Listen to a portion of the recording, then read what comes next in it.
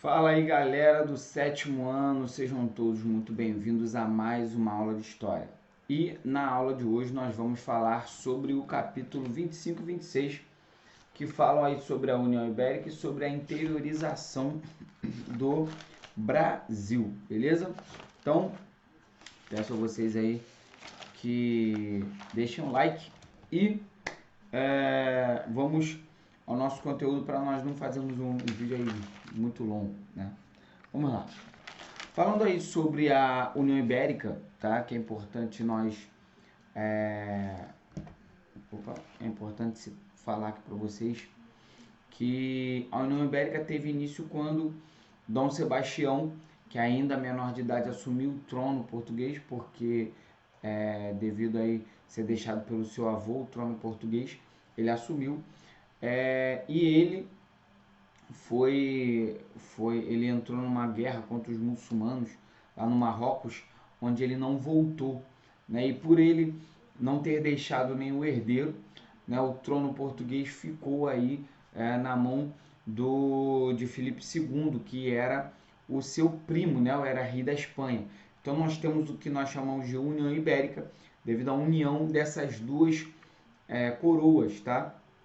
Lá dos países da região ibérica, né, da Península Ibérica. Então nós temos a união de Portugal e da Espanha. Durante esse período, né, da União Ibérica, onde nós temos aí a união dessas duas coroas, nós temos a invasão da Holanda ao Brasil. Por que, professor, que a Holanda invadiu o Nordeste brasileiro?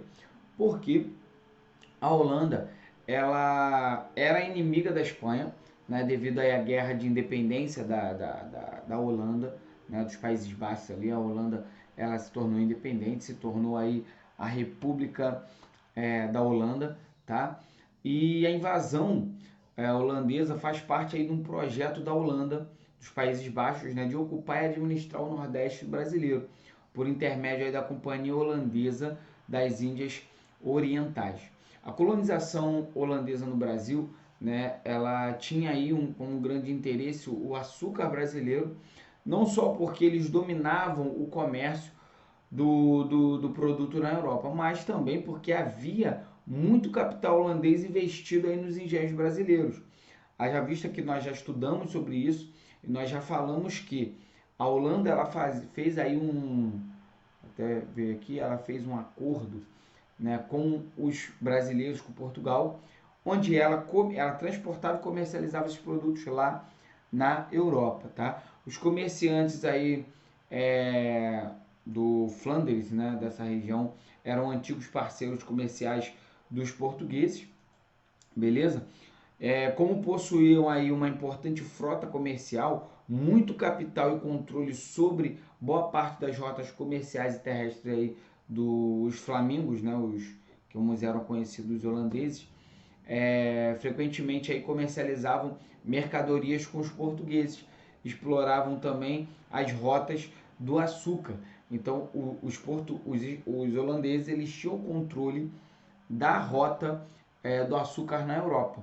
E eles investiram muito dinheiro dentro dos engenhos brasileiros, tá? Tudo corria muito bem na parceria entre os portugueses e a Holanda, até que a União Ibérica fez com que o Brasil virasse uma colônia espanhola. Os holandeses, que viviam ameaçados, né, viam seu lucrativo comércio ameaçado, né, decidiram ocupar as áreas produtoras de açúcar no Brasil. A fim de realizar aí essa campanha, né, eles criaram em 1621 a Companhia das Índias Ocidentais, perdão. A primeira tentativa dos holandeses invadir o Brasil, né, nós temos aí a primeira tentativa ocorreu aí em 1624, durante apenas um ano, tá? Eles ocuparam a Bahia, tá? Por causa da resistência que existia lá na capital, né? Houve aí uma grande resistência local ao bloqueio marítimo imposto pela esquadra espanhola. Tá? Então eles fizeram um bloqueio e conseguiram expulsar os holandeses de lá. Em 1630 e 1634, né, empreenderam uma conquista da capitania, tendo aí que enfrentar a resistência dos portugueses, comandada pelo governador Matias Albuquerque, da destruição, né, dos engenhos na luta pelo controle da região e também da fuga dos escravos, se deu aí a rendição do local, lá do Nordeste, né? Após a rendição das tropas ibéricas, os flamengos, os holandeses, eles fundaram uma colônia, administrada por João Maurício de Nassau, né, que estabeleceu aí um período de paz na região do Nordeste. A Companhia das Índias Ocidentais, liberou aí um crédito para os proprietários de terras e dos engenhos ali comprarem mais escravos e estruturarem a sua produção. Além disso, Maurício de Nassau ele urbanizou Recife, que era a sede do governo holandês no Brasil, e implantou uma política de tolerância religiosa que permitia a liberdade ao culto, né, católicos, judeus, uma vez que os holandeses eram protestantes. Maurício de Nassau ele governou o Nordeste brasileiro, né, a colônia, né, holandesa no Brasil de 1637 a 1644, né, com a capital aí em Recife.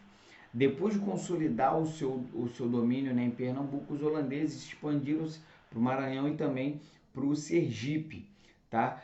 A dominação holandesa, em sua maior extensão, cobria do litoral nordestino desde São Luís até o atual estado do Sergipe. Em 1640, com o apoio aí da burguesia, dos padres jesuítas também e de uma política de alianças com outros países, sobretudo com a Inglaterra, Portugal libertou-se, né, do domínio espanhol, acabando com a União Ibérica, tá bom? Uma boa relação entre os holandeses e também os colonos que viviam no Brasil entraram em crise, né, a partir de 1644, a boa relação que tinha entre eles. Quando Nassau, né, foi chamado de volta para a Europa, e a Companhia das Índias Ocidentais ela mudou aí o pagamento dos empréstimos feitos aos donos do engenho, né, intensificando aí a cobrança dos impostos. E isso atrapalhou muito, né, o bom relacionamento que existia com os colonos aqui no Nordeste brasileiro. Tá? Então, estava acontecendo vários movimentos de insatisfação mesmo dos proprietários de terra que tinham aqui no Brasil. E aí nós temos o início do que nós chamamos de insurreição pernambucana. Né? No ano de 1645, eclodiu aí a insurreição pernambucana, que foi um movimento armado que culminou na expulsão dos holandeses. Tá? A luta contra a Companhia das Índias Ocidentais foi um movimento interno promovido pelos habitantes da colônia e também contando aí com uma ajuda muito discreta de Portugal, tá? Que nesse período ainda lutava para restaurar o seu país como um país independente. A guerra pela expulsão dos holandeses foi liderada pelos donos dos engenhos e durou quase uma década. Os holandeses, finalmente, né, em 1654, após aí o cerco marítimo dos flamengos, eles se retiraram de Portugal. E eles se retiraram de Pernambuco. Olha só. Levaram, porém, mudas das canas e técnicas de produção de açúcar. Isso permitiu que eles plantassem essa mesma cana, né, lá nas Antilhas, né, Antilhas holandesas, em rentáveis, né, um procedimento rentável, empreendedorismo aí açucareiro nas Antilhas, onde eles começaram a competir com o açúcar brasileiro, né, e fez com que o Brasil perdesse mercado na Europa. O declínio, né, do comércio do açúcar brasileiro gerou uma grave crise econômica em Portugal e o empobrecimento aí dos senhores de engenho que existiam naquela época. Tá? Vamos falar um pouco aqui sobre o capítulo, falando um pouco aí sobre a interiorização do Brasil e o capítulo 26, tá? Falando sobre a expansão, é importante nós citar que o Portugal, né, quando houve aí essa União Ibérica, né, o Tratado de Tordesilhas ele foi cancelado, tá? E além dele ser cancelado, nós temos também nesse período alguns tratados que começaram a ser feitos, tá? Mas nós temos aí alguns fatores de interiorização do Brasil que é muito importante. O Brasil, os colonizadores, né, dentro do Brasil, eles somente colonizaram ali o litoral. O litoral era utilizado pelos portugueses, somente o litoral. Só que aí o que acontece?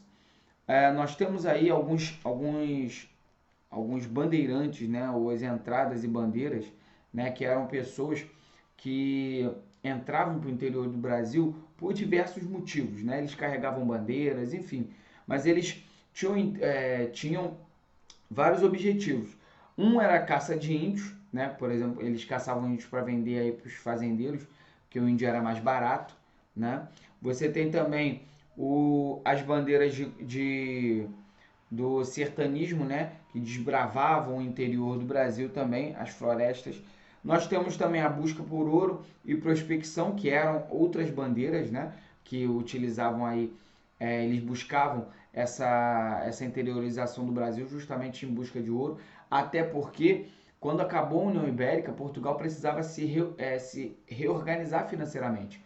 E aí, nesse contexto, eles incentivaram a interiorização do Brasil para que fosse achado metais preciosos, como lá na América Espanhola, tá? Que que não tinham achado ouro nem prata no Brasil, mas acharam lá na América Espanhola e resolveram fazer isso aqui no Brasil, tá? Nós temos também as monções, né? Que eram a descoberta de ouro em São Paulo e Minas, né? Milhares de pessoas migraram para a região aurífera. Com isso, muitos bandeirantes e paulistas organizaram aí monções que eram expedições comerciais que navegavam pelos rios para vender alimentos, roupas e também utensílios para todos os tipos de todos os tipos aí para as populações, né? O Rio Tietê lá em São Paulo também foi utilizado, enfim, esses bandeirantes, né, que saíam ali de São Paulo, da região onde é São Paulo, eles entraram para o interior do Brasil, descobriram ouro, prata, enfim. E também eles pegavam negros fugidos, indígenas, né? Também nesse período, nós temos também um fator muito fundamental para a interiorização do Brasil, que foi a pecuária. Por que, professor, a pecuária? Porque a criação de animais para esse número grande de pessoas que estavam vindo para as regiões de ouro e também para alimentar esse número de pessoas que estavam se formando no litoral, né? Você precisava de um número muito grande de alimento. Então, o interior do Brasil, o interior, a região do sul, sudeste e também o nordeste, mais para o interior, começou a ser utilizada para plantação, começou a ser utilizada para para pecuária, tá? Interiorizando mais o território brasileiro, principalmente ao entorno dos grandes rios, dos rios que eram navegáveis para lá também, tá? Uma outra, algo que é muito importante também que a gente não pode deixar passar, que é as drogas do sertão, tá? Drogas do sertão, o que são isso, professor? Na região aí amazônica, né? Onde foi desfeito o Tratado de Tordesilhas, né? Nós temos uma interiorização através dos jesuítas, através também principalmente dos jesuítas, mas também através dos sertaneiros, né? Ou dos bandeirantes, eles entraram mais para dentro do Brasil, aonde nós temos, né, a colonização ela passou a ser mais interiorizada, tá? Onde nós temos aí a descoberta das drogas do sertão, como vários temperos que nós utilizamos hoje, né? Por exemplo, também tem o guaraná, várias várias riquezas naturais que o Brasil começou a desenvolver, a conhecer no interior das suas matas, foram um dos principais pontos para a interiorização do Brasil, porque esses produtos eram vendidos a altos preços, né, na Europa, e eles eram muito valiosos. Temperos, né, como também aí no nosso livro vem mostrando aqui o Guaraná, que é uma das drogas do sertão, beleza? Então, por fim, nós temos em 1750 o Tratado de Madrid, né, os bandeirantes e a pecuária e a extração das drogas do sertão criaram aí a necessidade de revisar o Tratado de Tordesilhas, né, organizando aí o território. E aí, no caso, né, os portugueses, né, eles foram bem beneficiados pelo processo de expansão ao longo do tempo.